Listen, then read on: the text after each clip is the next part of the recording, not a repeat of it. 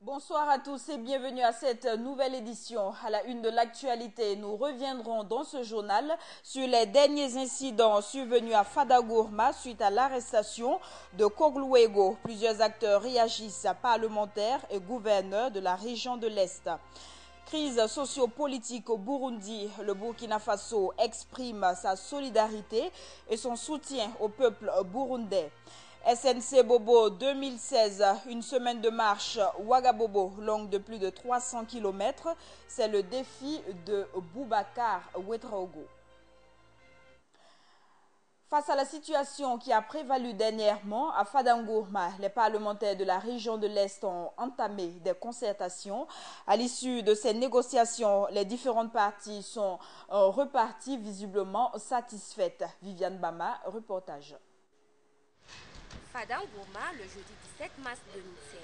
Il est 16h37 lorsqu'une délégation de 8 députés de la région de l'Est arrive à la mairie. L'objectif de leur visite, tenter une médiation avec les forces vives de la ville de Fada dans le but de calmer les esprits suite aux différentes manifestations qui ont lieu depuis l'incarcération de Dikor Luego et l'arrestation des leaders des mouvements de contestation. Très vite, le décor est planté par le chef de la délégation, le député Woba. Hier, les banques étaient fermées. Donc ça veut dire que les affaires qui n'étaient pas déjà reluisantes reculent. Il y en a qui n'ont pas pu aller à l'école. Donc, un pays qui veut se développer ne peut pas continuer comme ça, de rentrer dans des troubles sociaux sans parvenir à trouver des solutions. Loin des caméras et des enregistreurs, cette concertation se poursuivra à huis clos. Le temps passe, mais rien ne filtre de la rencontre. L'attente des hommes de médias se fera longue, même très longue. Mais pour ceux qui ont été patients, elle finit par payer. Personne n'est contre l'installation de Kalouego, mais il y a des conditions de transparence, de lisibilité, pour permettre de savoir comment les gérer. Voilà. Chose que tous les acteurs semblent avoir compris et accepté. En effet, du côté des personnes ressources, on est satisfait. Je suis confiant que des solutions seront trouvées pour la crise actuelle. J'ai l'espoir. Le calme reviendra, mais ce que nous demandons, c'est la libération de ceux qui ont été incarcérés, parce que tant qu'ils seront détenus, la tension restera vive. La libération des détenus dont parle Kinda Aboubakar, bien qu'ayant été évoquée, ne sera plus possible. Les principaux concernés, à savoir les Dikor Luego et les manifestants dont fait partie Django, l'un des meneurs, ont été transférés à Ouagadougou. Promesse a été faite par les députés de la région de l'Est de poursuivre les négociations. En attendant, les différentes parties prenantes ont appelé la population de Fada au calme et à la retenue. Le 14 mars 2016, le gouverneur de la région de l'Est intimait au Kogluego de quitter la ville de Fadangourma. Des propos qui avaient suscité plusieurs réactions. Au cours d'un point de presse hier, le gouverneur Hyacinthe Yoda a tenu à clarifier un certain nombre de choses, dont ces propos qu'il a eu à tenir. Viviane Bama nous en dit plus. Face à la situation qui prévaut à Fadangourma, suite à ce qu'il convient d'appeler affaire Kornuego, le gouverneur de la région de l'Est a tenu une conférence de presse. D'entrée de jeu, Hyacinthe Yoda a tenu à éclaircir certaines choses sur son discours du 14 mars 2016, où il sommait les Kornuego de quitter sa région, ou encore une promesse qu'il aurait annoncée de faire libérer les détenus. Pourquoi nous n'avons pas interdit la formation des Kornuego à la Nyanya et nous venons à Fada pour dire non, nous ne voulons pas de Kornuego? Je ne peux pas comprendre, comme vient nous dire aujourd'hui, que nous avons dit non. Effectivement, si j'ai dit non au Kogluego, j'ai dit, et je le répète, je ne peux pas comprendre que des Kogluego quittent une autre région pour venir travailler sur le territoire de la région de l'Est. Ce n'est pas normal. Ça, c'est quelle compétence extraterritoriale? Replaçant ces mots dans son contexte, Hyacinthe Yoda a expliqué que ses propos étaient à l'attention des Kogluego des autres provinces qui voudraient venir faire leur loi à Fada, ce qui n'a rien à voir avec la mise en place des Kogluego de la ville, dont il n'est nullement contre. Quand nous avons entendu parler de la naissance des Kogluego dans la région du Gourma, c'est nous-mêmes qui nous sommes portés au devant de ceux qui étaient devant cette création. Nous les avons interpellés pour dire oui. Et ils sont venus. Vous pouvez demander au monsieur Tombiano Moussa, dit Gango. Nous leur avons dit, ok, nous avons entendu dire que vous voulez monter donc l'association des Kogloego ici. C'est bien. Si vous pensez que ça peut être une solution à l'insécurité qui perdure dans la région, nous sommes avec vous.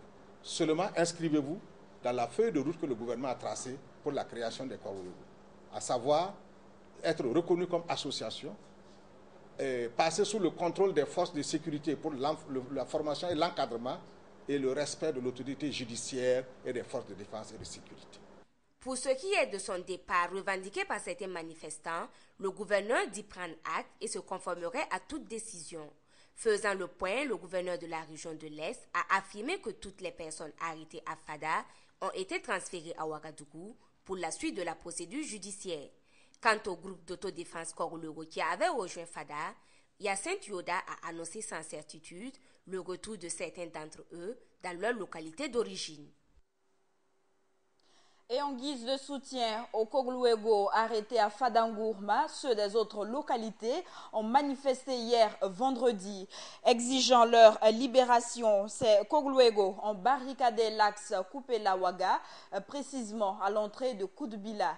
L'intervention des éléments de la gendarmerie nationale dépêchés sur les lieux a permis de libérer cette route. Viviane Bama a assisté à ce mouvement d'humeur. Nous sommes à Koulbila, village situé à 53 km de la capitale Ouagadougou, sur l'axe Ouaga-Koupela, sur la nationale numéro 4. Des manifestants acquis à la cause des groupes d'autodéfense Kogloego barricadent la voie, obligeant les usagers de la route à marquer un arrêt. Plus d'1 kilomètre de véhicules sont en stationnement. Impossible de passer. Approché, le chef Kogloego de Ganzourgou, venu à la rescousse à ses frères d'armes, s'explique.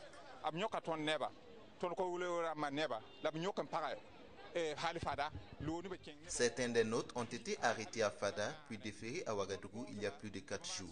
Nous leur avons demandé de les libérer et ils nous avaient promis de les libérer avant-hier. Mais depuis, nous attendons en vain. Voilà pourquoi nous avons barricadé la voie pour exiger leur libération.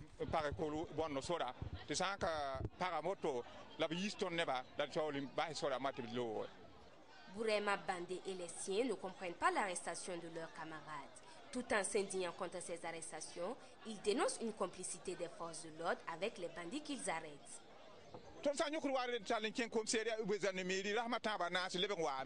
À chaque fois que nous conduisons un voleur ou un bandit au commissariat ou à la gendarmerie, il est libéré dans les 72 heures qui suivent. Et c'est la victime qui est souvent condamnée. Récemment, un voleur a été tué à Sapuy et les autorités sont allées constater les faits. Mais nous, les voleurs nous massacrent ici sans que nous ayons une assistance. Nous userons donc de tous les moyens pour obtenir leur libération. Dépêchés sur place, des éléments de la gendarmerie nationale engagent les négociations pour libérer la voie, chose qu'ils obtiendront non sans difficulté. Les manifestants pro-Kogloego imposent une condition claire. Nous attendons jusqu'à demain à 10 heures. Si nos membres ne sont pas libérés, nous allons barrer la voie de nouveau. Et ce sera valable partout au Burkina. Une fois la voie libérée, les transporteurs et usagers peuvent reprendre la route. Koulbila n'a pas été la seule voie fermée ce vendredi 18 mars 2016. À quelques kilomètres de là, à Kougri, un autre barrage avait été érigé un peu plus tôt dans l'après-midi, malgré la présence de la compagnie républicaine de sécurité. D'autres axes, notamment Ouaga Bobo et Ouaga Sapuy, avaient également été fermés par les Kogloego. Une situation qui a paralysé pendant des heures le trafic routier. Autre actualité, les changements apportés par le nouveau système de liaison virtuelle des importations et exportations Sylvie déplaisent aux commerçants. Réunis au sein de leur organisation, ils disent vouloir comprendre comment le système fonctionne. Ils disent également être confrontés à une surévaluation des taxes qu'ils ont du mal à honorer. Joël Zoundi, reportage. Au moment où les Kogloego défraient la chronique, la grogne monte chez les commerçants. Comme pour dire, à chaque jour sa crise au Burkina. La code, la grogne des commerçants, expliquée ici par le président de l'Anakombe et son secrétaire général. Et depuis le 1er mars, tout a changé immédiatement. Ce qui veut dire, la subvention est passée à près de 300, 400, 500 et voire même plus de 600%. Par exemple, les Kotekana qui sont à 6 millions, vous voyez maintenant des Kotekana même à 30 millions, 40 millions et même plus. Kotekana vient tout récemment, depuis le 1er mars, augmenter, surévaluer les prix, les valeurs des marchandises. Ce qui fait que les commerçants ont des difficultés à faire sortir leurs marchandises. Le système Sylvie est en essai. Les commerçants ne sont pas contre le système de liaison virtuelle des importations et exportations Sylvie, mais souhaitent une période moratoire suivie de sensibilisation. Nous ne sommes pas contre le système, mais nous voulons qu'on donne un temps pour qu'on comprenne comment ça se passe. Sinon, nous ne sommes pas contre le système. L'Anakombe, qui souhaite de larges concertations pour une solution urgente et rapide, a adressé une correspondance au ministre de l'économie et des finances. Nous avons déposé une demande d'audience auprès du ministre de l'économie et des finances qui est en charge du finance pour qu'il nous rencontre le plus vite possible, urgemment, pour qu'on trouve une solution. Plusieurs entrepôts de douane sont actuellement pleins de marchandises de plusieurs milliards de francs CFA. Des commerçants confient les pouvoirs dédouanés à des taux qui ont été soudainement multipliés par 2, voire par 3. Ainsi, le Burkina s'achemine vers une pénurie de plusieurs produits et un hausse brusque et important des prix si une solution n'est pas trouvée. Le Burkina Faso est solidaire avec le peuple burundais confronté à une crise socio-politique. Des organisations de défense des droits de l'homme du Burkina ont organisé ce samedi une journée pour le Burundi. Au cours d'une conférence publique, les violations des droits de l'homme au pays de Pierre Nkurunziza ont été dénoncées. Des précisions avec Samba Kassile Traoré. Le peuple burkinabé n'est pas resté insensible face à ce qui se passe actuellement au Burundi. À travers une conférence publique dénommée « Une journée pour le Burundi, solidarité et soutien », plusieurs organisations syndicales ont décrié la violation des droits de l'homme au Burundi. Nous sommes venus ce matin à l'invitation de la FEPDA pour solidariser avec le peuple burundais et qui, comme vous le savez, traverse des moments extrêmement difficiles en ce moment, avec la crise sociopolitique qui est sévie. Vous savez ce qui se passe au Burundi de nos jours. Voilà un pays qui s'est mis à dos presque tout le continent africain et je dirais du monde entier. Cette journée de soutien pour le Burundi a vu la participation de certaines Burundaises qui résident au Burkina. Pour ces dernières, c'est la femme qui est la personne la plus violentée au Burundi. Depuis avril 2015, nous traversons des moments difficiles. Et dans toutes les violations, les femmes sont beaucoup touchées par les viols, les autres des réfugiés, les autres sont tués. Ils sont les plus touchés parce que même quand on tue les enfants, ils ont l'air maman. Donc, c'est dans ce sens que les Burundais du Burkina et dans le monde entier, nous sommes organisés pour dire non à ce que nous sommes en train de vivre. Nous voulons la paix et la démocratie au Burundi. Le mouvement burkinabé des droits de l'homme lance un appel de solidarité au peuple burundais de la part des Burkinabés. Pour le peuple burkinabé, l'appel, c'est un appel à la solidarité. Vous savez, l'Afrique, c'est un continent où les pays, les problèmes qui se passent dans les différents pays se ressemblent. Nous avons également au Burkina Faso connu une crise sociopolitique très profonde qui a abouti, comme vous le savez, au départ du président Blaise Compaoré à la suite d'une insurrection populaire. C'est à peu près les mêmes problèmes qui surgissent. Donc je pense qu'il faut que nous nous mettions ensemble, que nous réfléchissions et qu'ensemble nous essayions de trouver des solutions à ces problèmes-là qui traversent l'Afrique. Les ressortissants burundais résidant au Burkina se disent émus par cette journée pour le Burundi et espèrent que d'autres pays en feront autant. La coordination des associations féminines de la région du Centre a organisé ce samedi une journée de salubrité qui a consisté à nettoyer la zone Zaka. Cette activité entre dans le cadre de la célébration en différé du 8 mars 2016 prévue les 22 et 23 mars prochains. Et soulignons que cette coordination a eu le soutien de la mairie de Ouagadougou. Cheikh Omar Bandaogo, reportage. Coupe-coupe, balai, râteau, cache-nez et brouette, cela présage déjà une opération de nettoyage. Et oui, la zone Zaka, remarquable pour son insalubrité, aux yeux de la coordination des associations féminines de la région du Centre, avait besoin d'être assainie ce 19 mars. C'est donc une journée de salubrité organisée par la coordination dans le cadre de sa célébration en différé de la Journée internationale de la femme. Les zones cibles, c'est le projet Zaka, qui est notre première activité. Bon, dans les jours à venir, nous comptons le faire sur tous les 12 arrondissements de Ouagadougou. Cette fois-ci, c'est l'arrondissement 1. Voilà, le projet Zaka. Du côté de la mairie de la ville de Ouagadougou, en l'absence du président de la délégation spéciale, c'est le directeur du développement durable qui est venu prêter main forte aux travailleurs. Et de son point de vue, la coordination n'aurait pas fait un meilleur choix que celui de la zone Zaka. Vous constatez que cette zone-là est aujourd'hui envahie par tout type de déchets. Ce sont des déchets plastiques, ce sont des déchets papier, carton. Il y a des hautes herbes qui sont là et qui favorisent l'insécurité même au niveau de cette zone-là.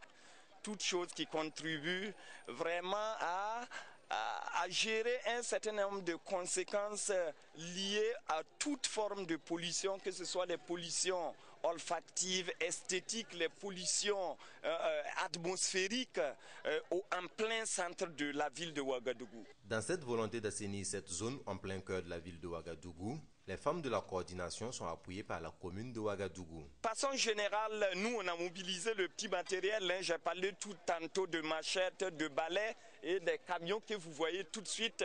Ça, c'est la part contributive de la commune de Ouagadougou à l'endroit de cette journée de salubrité. Selon Sidi Mahamadou Sissé, la commune à elle seule ne peut pas assurer la propriété de la ville de Ouagadougou. Une initiative qu'il loue à sa juste valeur et en souhaite pareil des autres associations de la capitale. La 18e Assemblée générale du Credo s'est tenue hier autour du renforcement des capacités communautaires pour leur propre développement. En 20 ans, cette organisation a parrainé 100 000 enfants et rien qu'en 2015, plus de 11 000 personnes ont bénéficié de son accompagnement. Gaël Rodrigue nous en dit plus. Renforcer les capacités communautaires à prendre en main leur propre développement, c'est sous ce thème que s'est tenue la 18e Assemblée générale de Christian Relief and Development Organization, CREDO, une rencontre qui a permis de faire une synthèse des réalisations au cours des 5 dernières années. Disons que nous travaillons essentiellement dans le domaine de l'éducation, le parrainage des enfants. Et à ce niveau, nous pouvons compter plus de 100 000 enfants aujourd'hui qui sont parrainés depuis 20 ans et qui ont accès au marché de l'emploi. Nous travaillons aussi au niveau de la formation professionnelle et technique.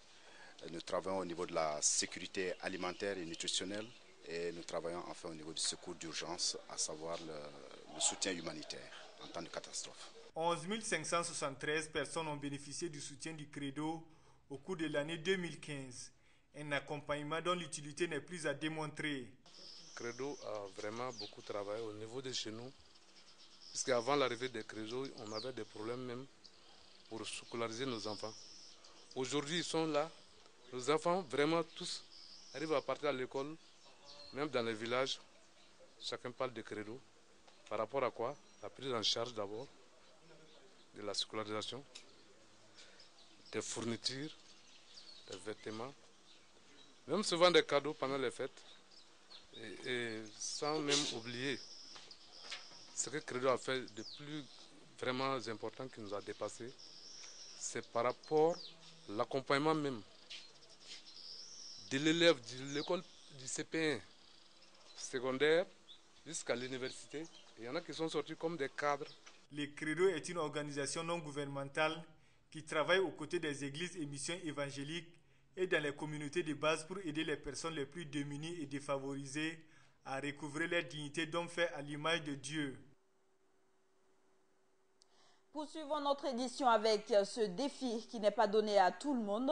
Rallier la ville de Bobo-Dioulasso, longue de 365 km à pied. C'est le défi que s'est fixé Boubacar Ouedraogo. Le marcheur a quitté aujourd'hui même Ouagadougou pour la cité de Sia. Une semaine, c'est le temps que mettra cette marche de Boubacar Ouedraogo qui compte bien assister à la Semaine nationale de la culture SNC. Ibrahim Zongo, reportage. Au Burkina Faso, comme ailleurs en Afrique, il n'est pas un fait nouveau de voir des piétons parcourir les villes à longueur de journée. Mais faire le trajet de 365 km d'une ville à une autre relève du défi.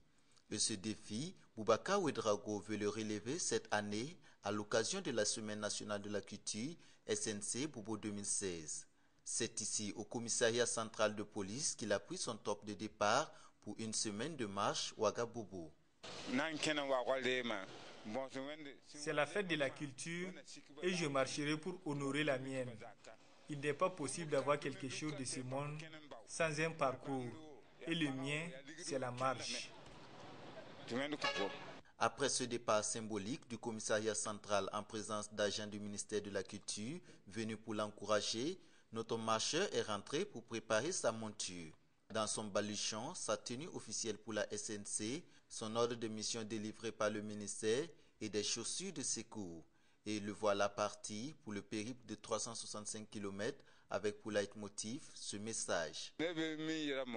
Voici mon message. Tant que Dieu te donne des pieds et la santé, fais-en bon usage pour atteindre tes objectifs. On marche pour avoir de l'argent, une femme, un enfant et la royauté. Certaines viennent à la SNC en avion, d'autres en voiture et certains à pied.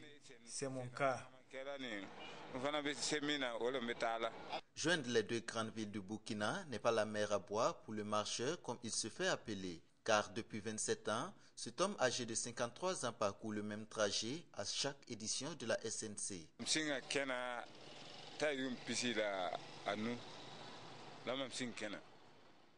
J'ai commencé la marche depuis plus d'un quart de siècle, sous Thomas Sankara, puis Blaise Compaoré, et tant que je le pourrai.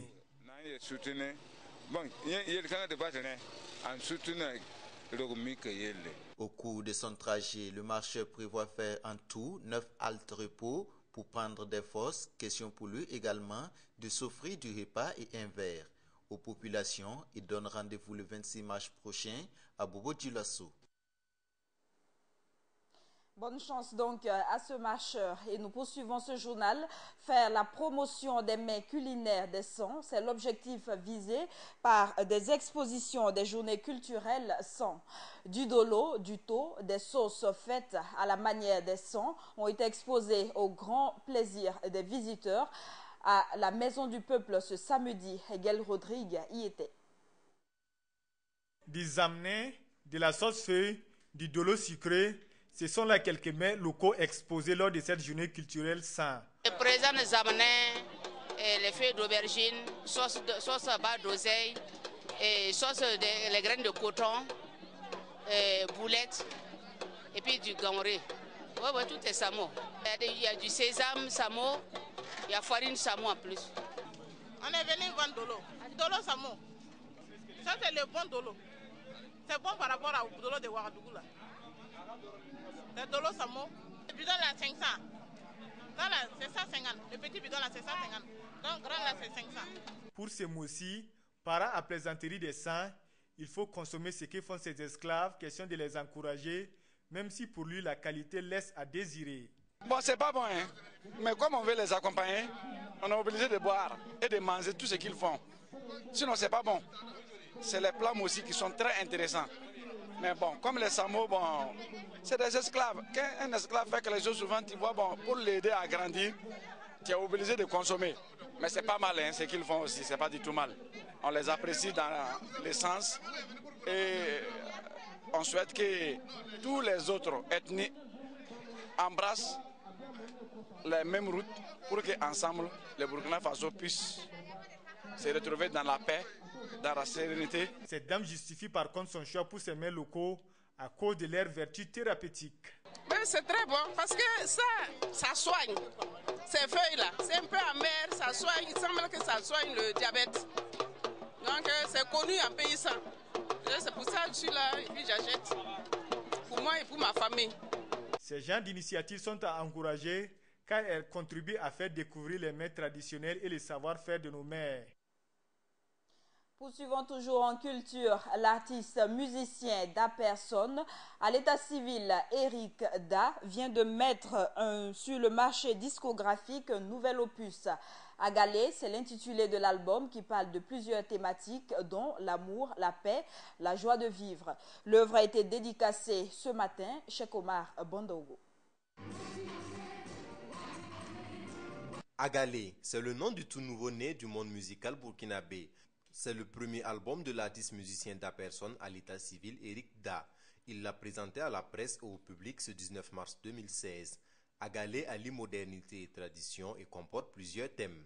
Aujourd'hui, je parle que de la paix, de l'amour, de la justice pour tous, et de la joie aussi pour tout le monde ici.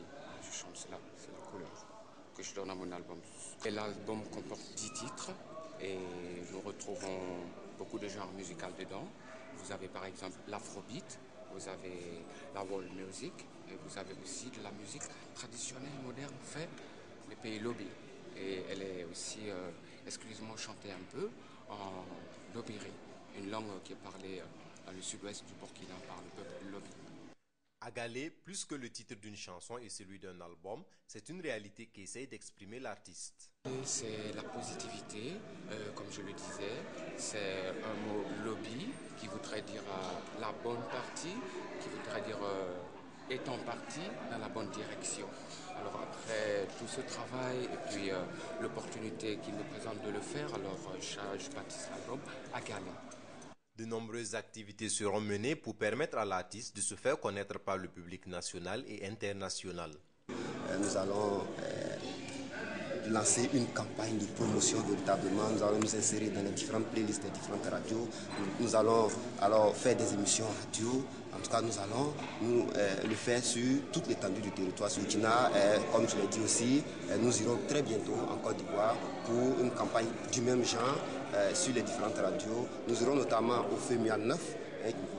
Puis en Europe, comme nous l'avons dit, nous entendons participer par le biais de Claudicia, un monsieur que nous connaissons bien, à des émissions sur RFI notamment. Avec l'appui de certains aînés du domaine, Da Personne avoue n'avoir pas rencontré de difficultés majeures dans l'enregistrement de son album. Hors de chez nous, c'est demain que les Congolais seront appelés aux urnes. Toutes les communications seront coupées ce dimanche sur ordre des autorités pour éviter la publication illégale de résultats. La coupure s'étendra à la journée du lundi 21 mars. Le président congolais Denis Sassou Nguesso, qui cumule plus de 32 ans de pouvoir, brigue un nouveau mandat face à 8 candidats. Et le président tunisien, l'ancien président tunisien Ben Ali, en exil en Arabie Saoudite depuis 2011, a été condamné par contumace à 10 ans de prison. Selon le porte-parole du parquet, il a été inculpé pour abus de pouvoir. Ben Ali, qui est aussi condamné à la prison à perpétuité pour la répression sanglante de manifestations lors de la révolution de 2011, une révolution qui a fait plus de 300 morts. Et le suspect des attentats du 13 novembre 2015 à Paris, Salah Abdesmal, a été inculpé de meurtre terroriste et participation aux activités d'un groupe terroriste. Son avocat annonce qu'il refuserait d'être extradé vers la France. Et signalons qu'il est arrêté hier en Belgique. Et c'est la fin de ce journal. Merci de l'avoir suivi et très bonne suite de nos programmes.